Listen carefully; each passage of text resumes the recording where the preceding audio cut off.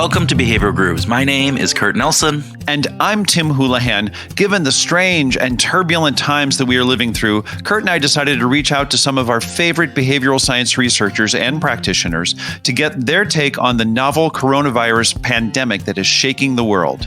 These special edition episodes will explore a variety of different aspects of the crisis and our response to each of those aspects through a behavioral lens. We know that you may feel overwhelmed by the crisis already. It seems every news story, every social media thread, every phone conversation that we have is focused on some aspect of the pandemic right now.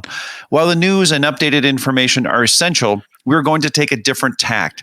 We want to try to understand the science behind our reactions and our behaviors and how science can help us cope and move beyond the current crisis. In each episode, we talk with a different behavioral science expert and get their best thinking on an aspect of the crisis. So sit back, take a deep breath, and listen to our special series on behavioral science and the coronavirus pandemic. All right. Chris Pfeiffer, welcome to Behavioral Grooves. Thank you for having me. We are excited to have you here, Chris. So can you tell our listeners a little bit about yourself and then also about Tegra, who you work for? Sure. So I am a senior analyst at Tegra Analytics, and I've worked there for the past 7 years. We have offices in Doylestown, Pennsylvania, which is like a suburb of Philadelphia, and Columbia, South Carolina. But I'm actually calling here from Memphis, Tennessee, which has been my home for the past 3 years. So been working remotely there since then. So this COVID situation is a little more familiar to me than perhaps other people trying to navigate. The work from home kind of situation. Good. Yeah. Exactly. Yeah. So tell us a little bit, what does Tegra Analytics do? Give our listeners a little background on Tegra. Sure. So Tegra was founded in 2002, and we're a data analytics consulting firm. And our clients are primarily in the healthcare, pharmaceutical, medical device, the life sciences industry is what it's usually called. And we focus on, I guess, a domain you might call salesforce effectiveness. So kind of in short, salesforce effectiveness is, it's using analytics as well as behavioral science. That's an important aspect too, to optimize sales results. And it's important, especially important in these times because, the life sciences industries are very dependent on in-person selling, face-to-face sales reps to doctors or other stakeholders in most cases, as opposed to digital marketing that may be more common in other fields like, some of the gadgets and things you're probably ordering right now to keep yourself busy at these times. So understandably, it's very impacted by COVID-19. But I could just give kind of a brief kind of summary of it's a big area, and we tend to cover a lot of elements of Salesforce effectiveness. Probably one of the biggest things that we'll touch on more on this call in detail is incentive compensation. Yep. So, most sales reps, they have a base salary, and they also have a variable compensation piece. So, and that's typically based on performance, whether it's, sales or the activities that reps do on a day-to-day basis. And so we design, manage, and administer those plans and payout structures, both from a data perspective and sort of a behavioral motivation perspective. Yeah. And so I got associated with you because we both have a same client, and that we were doing some communication with, and you guys were doing all the hard work actually of doing all the analytics on the incentive plans and various different pieces of it.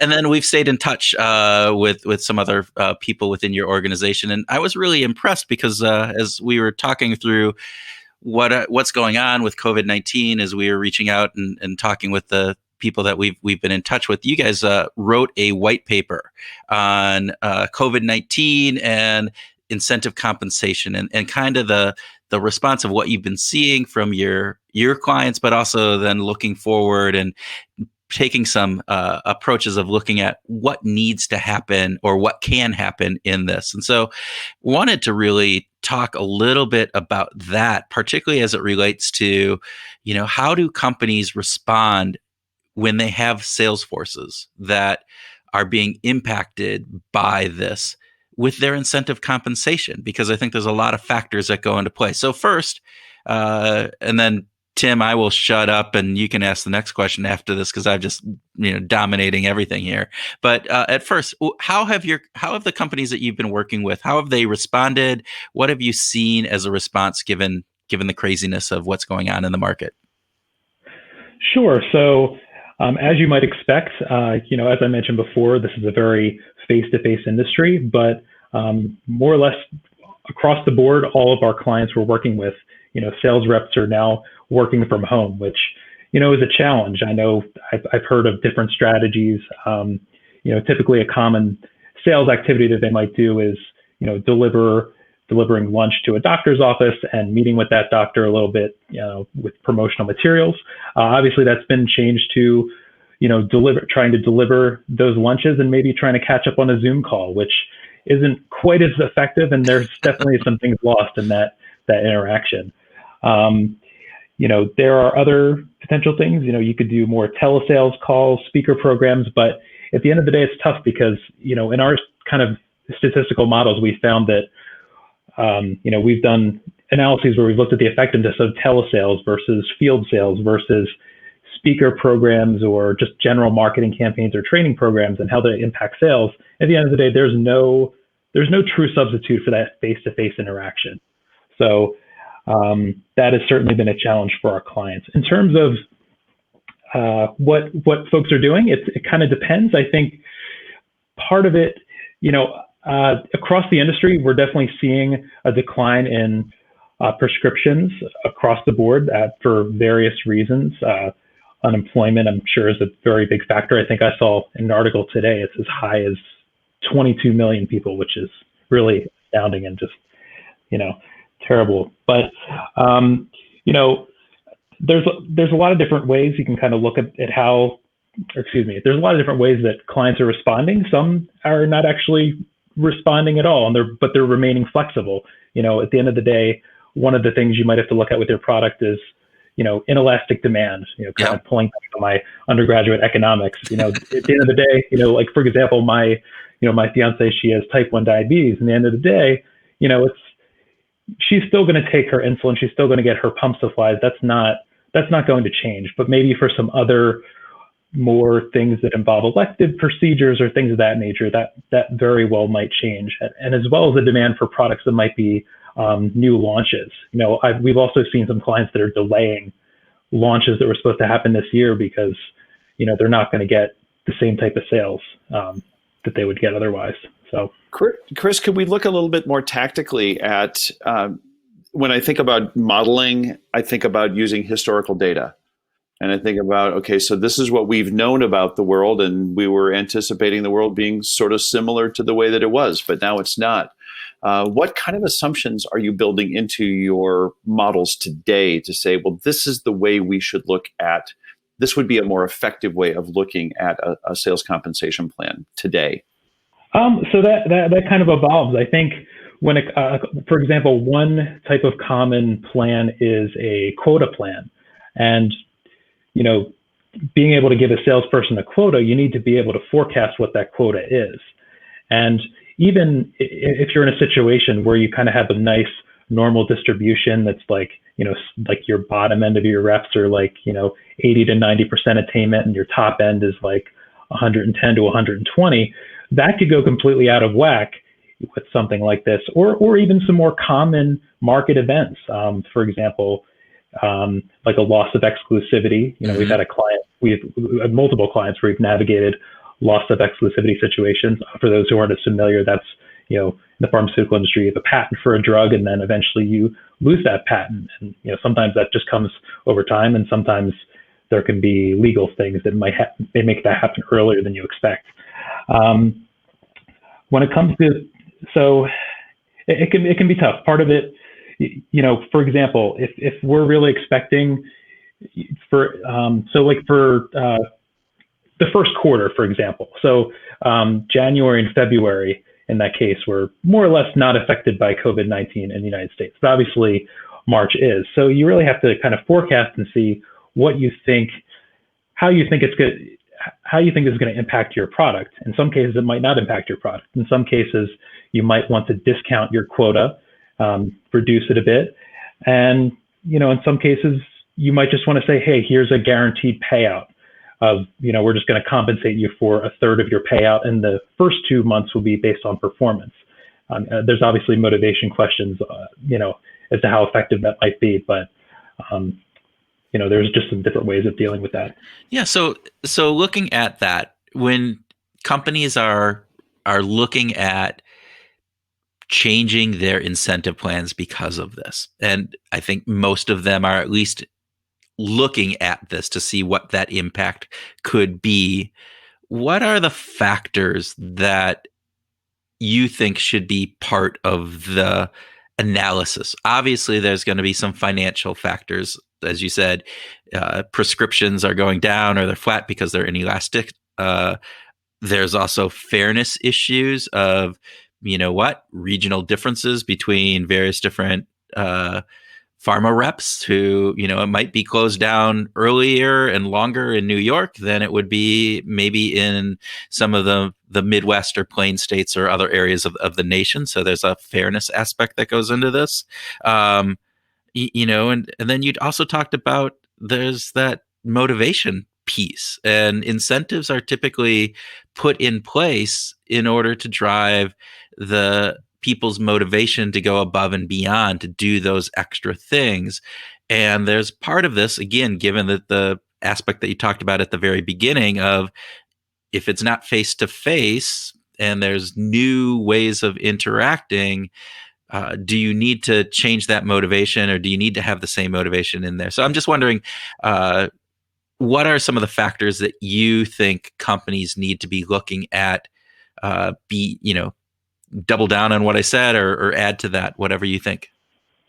Sure. Yeah. I think part of it is, I would say, a big factor in all this that really has to be considered is company culture. I think the type of IC plan you have really, at the end of the day, regardless of whether you're talking pre-COVID or current situation, company culture is super important.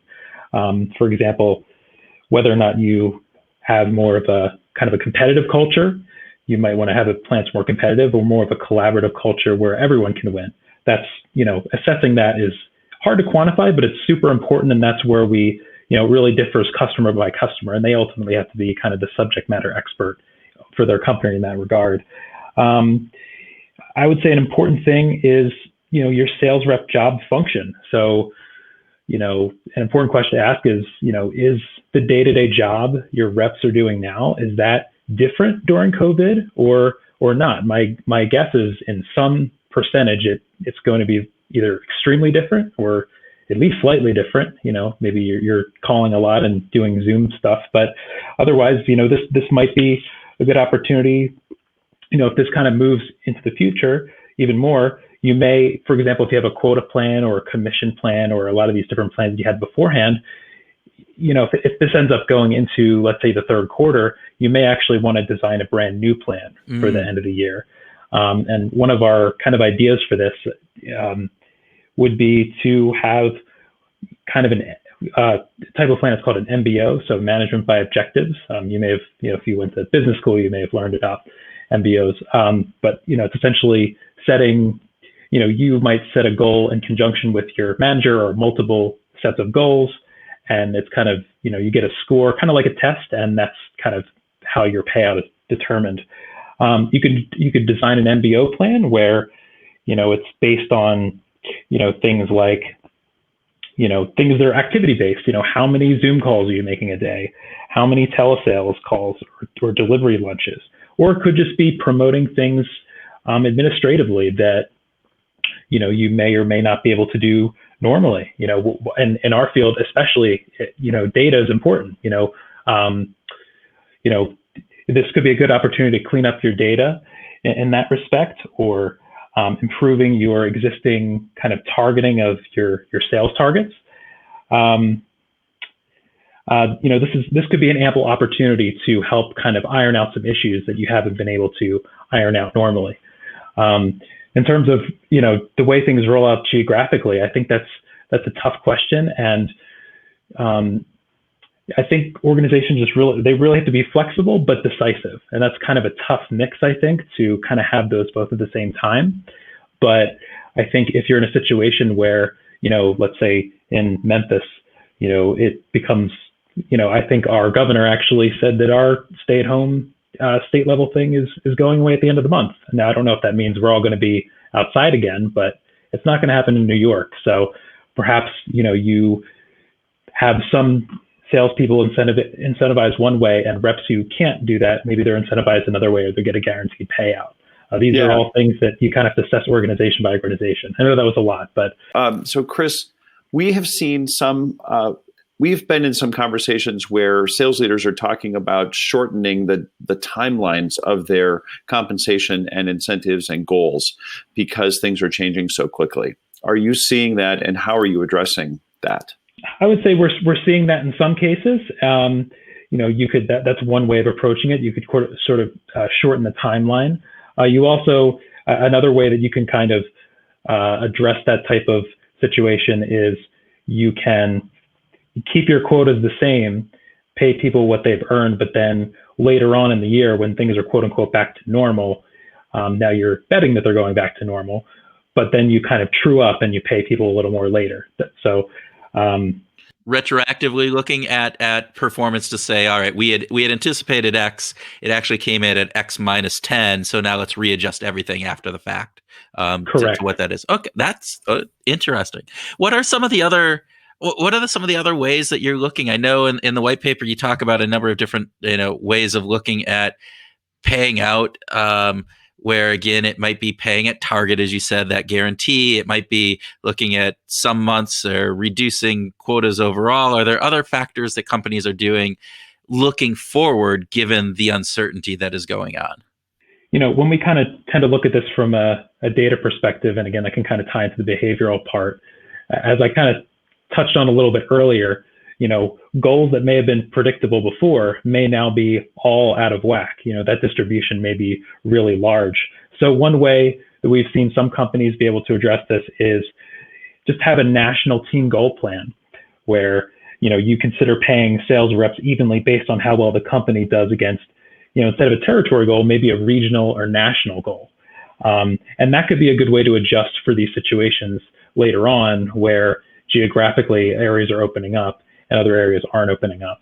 Well, and I think that's an interesting piece, because I'll bring in some of the behavioral piece of this, which is the idea of people being under stress during this time. There's a huge amount of stress. So the psychological impact of that is that people respond very differently and are motivated very differently. And so one of the ways to get around some of that component is to focus in on some of the larger, bigger picture perspectives, and working as a united front in this actually can activate some of the drives that are in the 4-drive model. The one that I'm thinking of is the defend drive, which is really about, hey, I feel affinity towards this organization. I'm going to defend it from all outward appearances, and having that national number aligns with that much more readily than I'm going to go out and do this for myself. Now it's an individual focus, which doesn't lend itself into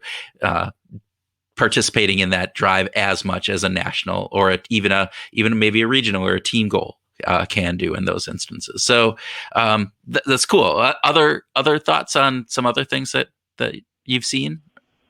Yeah, I mean, I think another area that could potentially, we could address some of these things would be, we talk a lot about incentive compensation, but there's also sales contests. Yeah. Sales contests are distinct from incentive compensation in that they're more short-term directives. Instead of being, for the entire year, they might be a month or 3 months or something of that nature to kind of, address more of a short-term concern. For example, we have a client who right now is actually, before COVID, they designed a contest that was based on speaker programs. And, for every speaker program, they have a certain minimum threshold of attendees. They are able to get a little something for that. They've really only had to amend it a little bit to add virtual speaker programs in there, but it's kind of the same idea. So that's something kind of recently we've seen, and kind of going along with that, companies could use this as an opportunity to kind of do not a controlled experiment, obviously, but to say, hey, is there some new targeting initiative, like, hey, we have a hunch that this particular subgroup of folks you might be more effective with this particular type of marketing. This could be a good contest, could be a good opportunity to go after that without having to redesign the whole incentive compensation plan, and then it's just kind of not working out.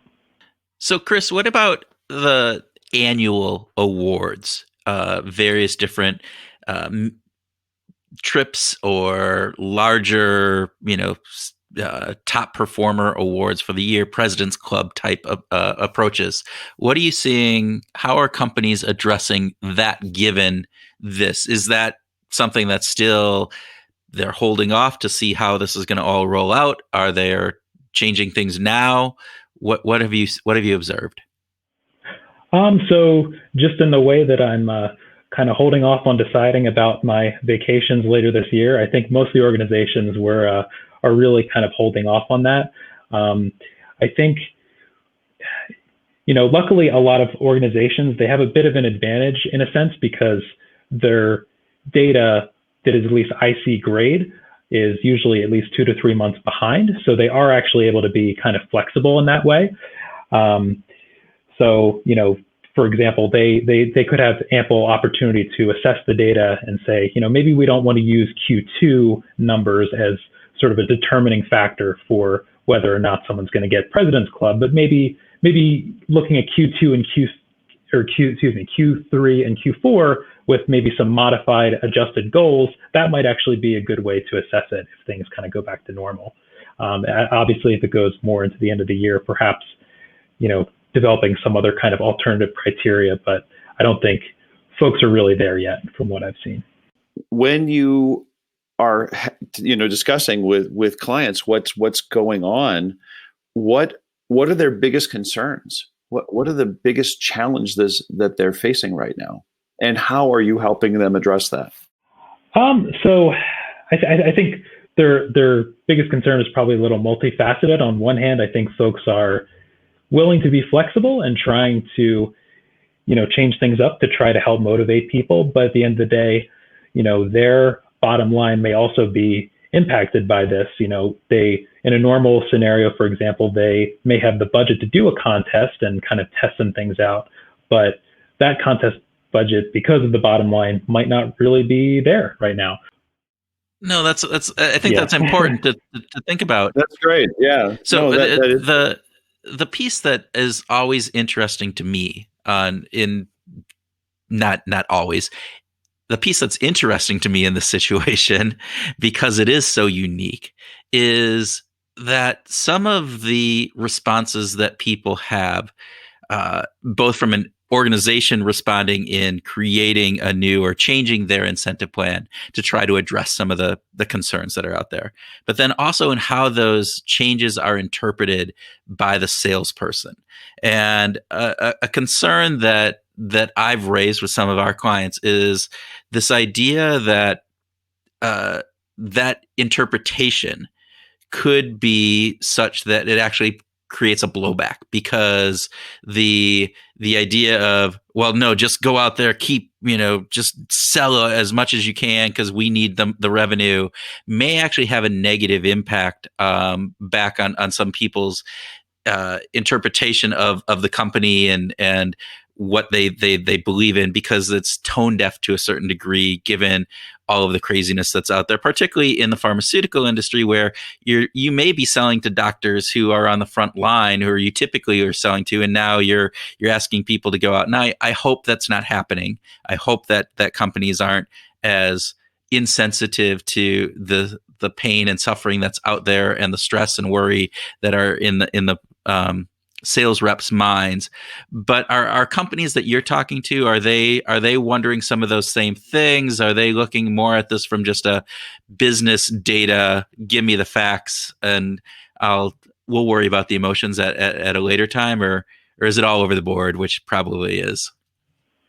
Yeah, I mean, part of it is a bit all over the board, but I would say a lot of the things you touched on are really kind of these, I think of things as being kind of motivators within the IC plan, or things that are motivators outside the IC plan. And a lot of things you talk about are really motivators outside the IC plan, which, kind of comes down to, something as basic or really not so basic when you think about it, is communication. You have that manager to rep communication.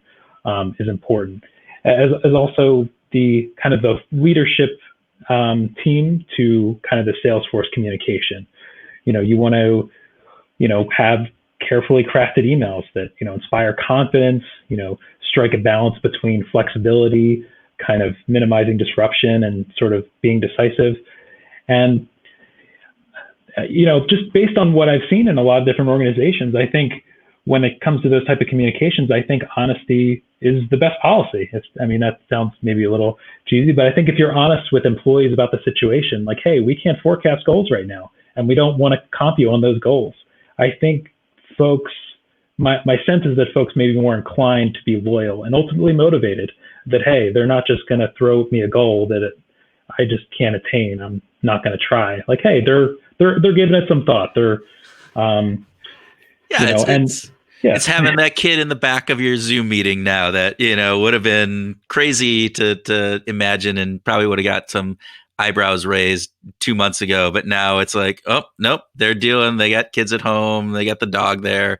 I think there's a little more grace that people are having about things. And so to the idea that you say, and I love the idea of being able to be as honest as possible with your reps, because I think that's really good. And the idea of saying, hey, we just don't think we can set a quota that is going to be really accurate. And so instead of doing that, we're going to be looking at these alternative ways of doing this, or give us some time to work through that. And I think people are forgiving in this time and age because they understand that it is not business as usual. And so they shouldn't, companies shouldn't be approaching it as business as usual.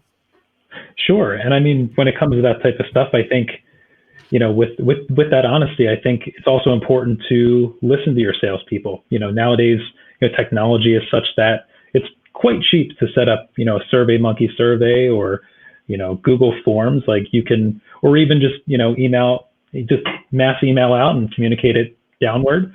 We have companies even before COVID-19 that, we would, say design an IC plan, and we would say, here's option 1, 2, and 3. And they would actually distribute that downstream, and they would give us feedback on it. And we would provide, limitations like, hey, you guys could do a quota plan, but your product is kind of new and, it might not be the best idea. And people, when they get that type of direction on, they might be inclined to say, oh yeah, quota plan, that sounds great. But if they get that direction that, hey, they're being honest that this might not make sense right now, usually people are receptive to that. And I think it's ultimately good to show the field that you're listening to them. Mm. Chris, have you seen any blunders? I'm not interested in any client names. We're not gotcha journalists here, but I am curious if you've seen some missteps that have been hard to recover from.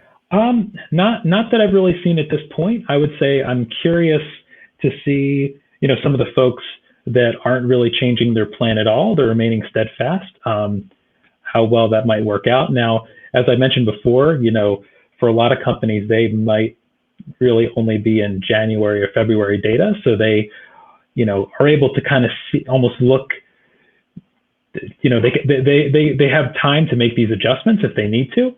But so far, no big blunders that I've seen, which is good. That is good. So. Yeah.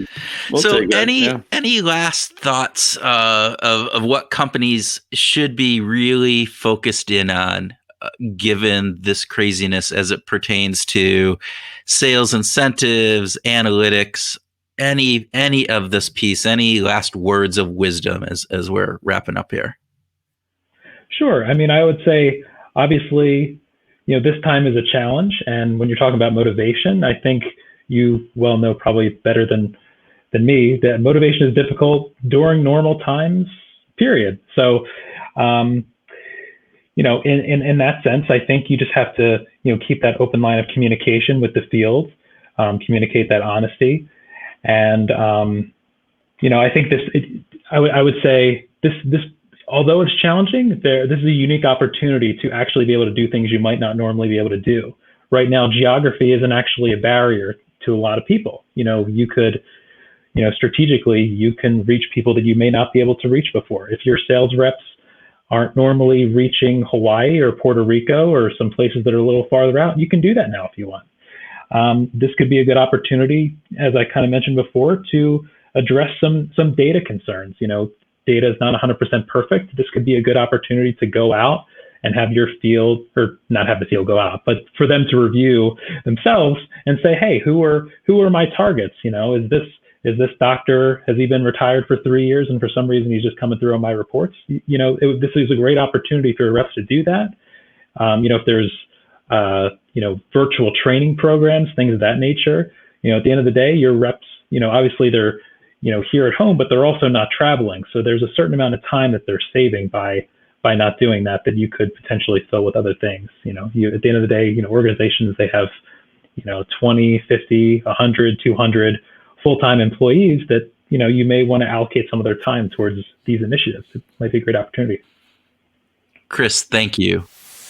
That's terrific, Chris. Yeah, thanks so much. We really appreciate you sharing your time and your thoughts. Thank you. Great to be on. Welcome to the special edition grooving session where Tim and I groove on some ideas and concepts that were inspired by our conversation with Chris. All right, Mr. Houlihan, what inspired you? So let's start by just saying that all of our comments now are based on a conversation that we had with Chris very early in the crisis. Yes, right? We have. So he was. We've learned a bunch because the world has changed, and IC data is 2 months behind. A lot of his clients didn't have any data hardly from January or February, certainly not from February. So let's just frame it there. Okay. Yeah. So, but all right. So, but here framing. Thank you. But here we are, and I think that the first thing that struck me was how important it is to be consistent with your culture. Right? We love defaults. Right? We like status quo bias, and so this idea of whatever things you're going to do to your sales comp in this time of change need to be at least consistent with the culture that your company already has in place. Or, yeah, we started to talk about this. This is an opportunity for companies to look at their culture and to say, is this the culture that we want moving forward? Because as Wendy Wood said, this is the catastrophic effect. Oh my God, my words are bad. Catastrophic fresh start. This ability for us to be able to look at things because nothing is normal. And so it offers this opportunity to change much easier at this point in time. And right.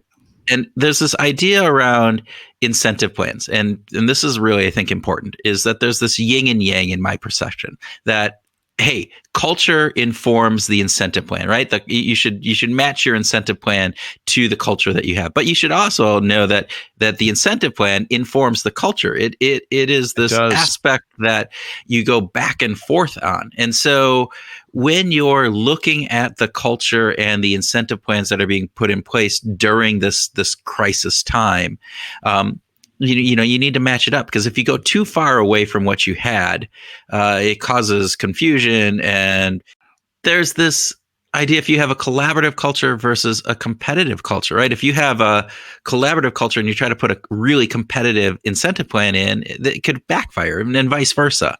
The idea, though, is that you need to understand that, and you need to be purposeful about where you're trying to go with this. And, companies have been going through drastic changes, and they can't operate their plans the way they used to. This is one of the big pieces, as I'm working with clients right now, that we're dealing with, is we're trying to figure out, how do you recognize top performers when maybe, quarters worth of data are not there? You don't have performance data because they couldn't be selling, or that maybe some regions could sell and others couldn't, or there's virtual, selling, all of those things. So you might have a vast amount of data. And so is it fair to have that same annual top performer recognition when maybe half of the year isn't being counted? And if so, and then maybe, different regions are coming out of this at different opportunities. Someplace in Montana or Nebraska is vastly different than New York City or someplace in LA. So absolutely. all of those factors come into play. Yeah. So moving to national or regional goals, it might make sense because it helps undermine the idea, or helps support the idea that we care about what's going on in the field, and we as a company care about the reps. And this kind of gets to something that we talked about before we went on air, and that was fairness. Yeah. Right? That fairness is really top of mind for a lot of companies that are trying to figure out how do we retain our best talent as at the same time manage our bottom line. But maybe we move to MBO plans. Maybe we change up the way that we look at sales contests in order to bring more parity among the individuals and the teams, right? Right. And particularly, you talked about that at one point, you said, it shows the company cares. And I think that is the underlying piece of this, is that by being fair in how this is, and not just saying, hey, we're going to run this like we've always run it. And we don't care because it's all about performance. And these are, we're a performance driven organization. You have to understand that there's implications for that. And this idea that a company cares and that they're trying to do things that are going to be as fair as possible are going to have long-term positive impacts for that organization, both from retention as well as motivation. I talked with one regional business director the other day, and he was talking about his company's response, which he thought was very positive. They had done some guarantee payouts. They have, showed some empathy and a lot of caring. And they had been, before this, they had been going through some retention issues. There had been some other components going on. They were losing some of their top performers to companies that were being able to pay more. His words, and I'm going to paraphrase these, but he said, our response to the pandemic is the best retention tool I will have for the next number of years.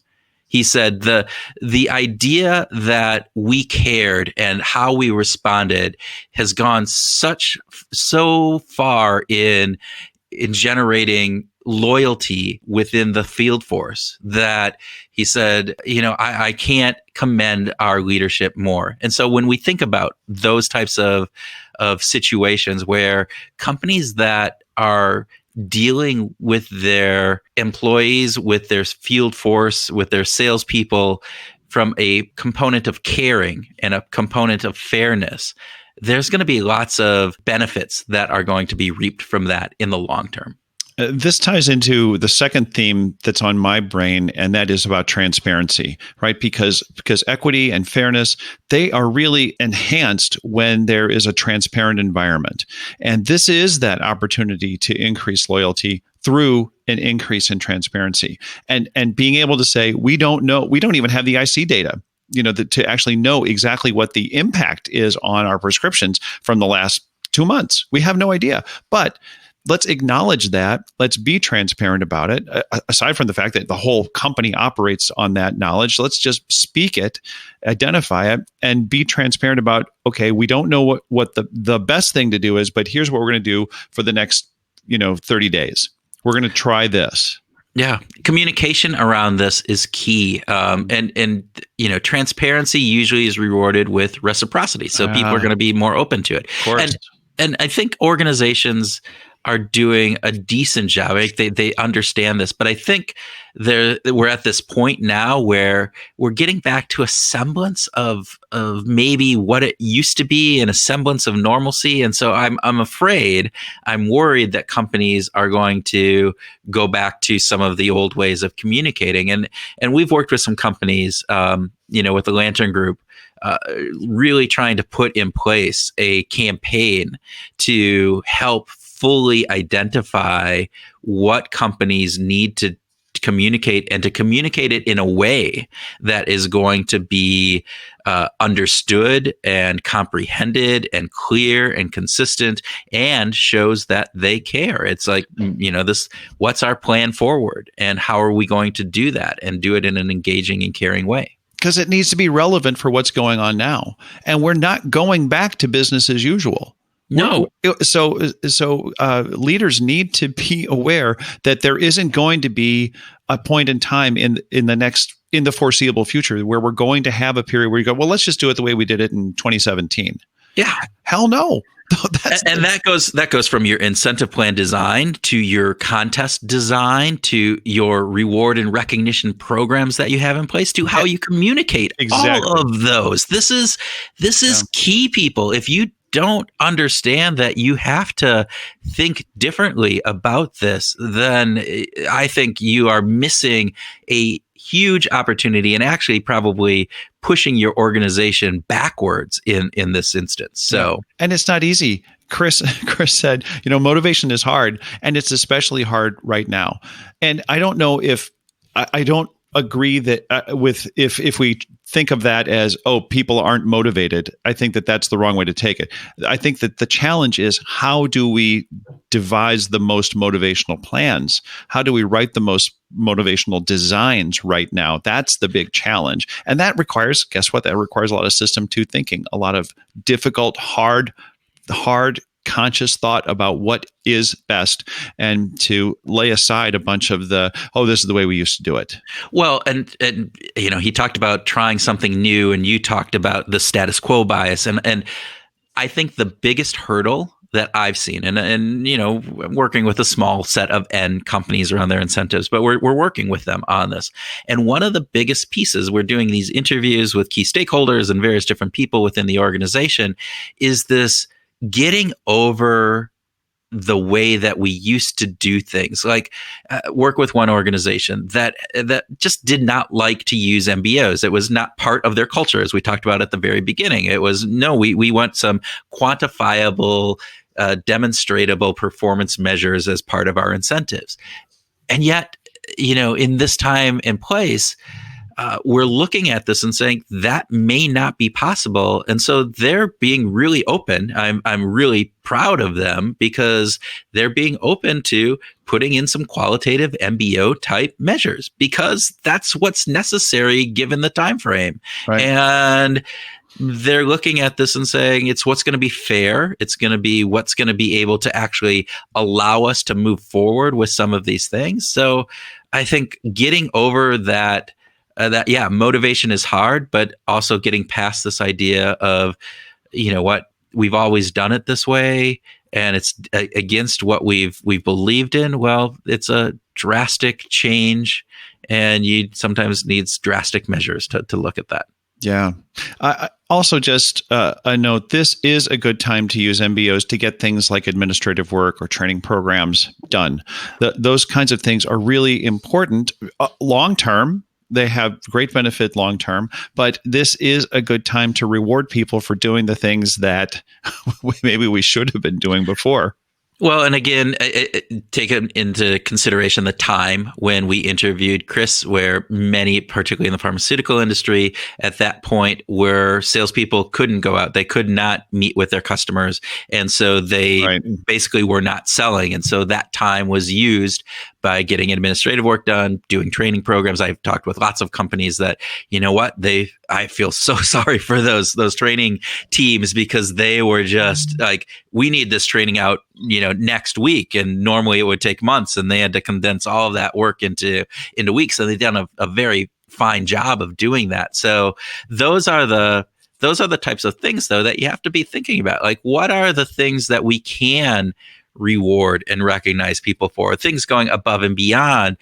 How are you embracing? There's new ways of selling. My God, I mean, there's virtual detailing that is going on in the pharmaceutical industry that had been around, but God, under 5% utilization, if even that. And now it is, the way for some areas. New York City, I think, is still, you can't go out and meet your clients. So the only way you're doing this is virtually in various different aspects. So you're having new ways of selling. You need to be thinking about new ways of doing things.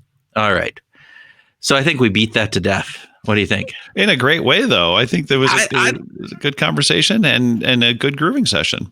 Yeah. So, all right. So everybody, thank you. If you found this beneficial at all, please let us know, leave a review, share it with a friend. We are always looking for feedback from you, and take that very seriously. So thank you. Thank Thank you for listening to the special episode of Behavior Grooves. We hope that you found it interesting and insightful. If you liked it, please let others know. We think that the topic is important, and maybe we can help in educating people about how behavioral science can help us all out in this current craziness that we are going through. Also, please let us know if you have any thoughts or ideas that would be helpful or that we could share. You can reach us through the Connect tab on the Behavior Grooves website at www.behavioralgrooves.com or through Twitter. I'm at @THoulihan and Kurt is at @WhatMotivates. We really do love hearing from you, and this topic is one that spurs lots of emotions and thought. As part of our mission, we want to expand and inform the community of people who think about positively applying behavioral science to life. One way that happens is through leaving reviews. If you think this podcast is beneficial and should grow, we would really appreciate to leave a review on Apple Podcasts or whichever podcast server you use. It only takes a few minutes and goes a long way to boost us in the algorithms that are used to generate search results. Also, please check out the show notes. We are linking to a number of resources, articles, podcasts, newsletters that we've vetted to bring good facts and ideas around COVID-19 and the coronavirus, its impact, and ways that we can help slow down the spread. There is a lot of information that's being pushed out to everyone each day, and we are weeding through it to find good stuff so that you don't have to. We truly appreciate you listening. Now go out and wash your hands.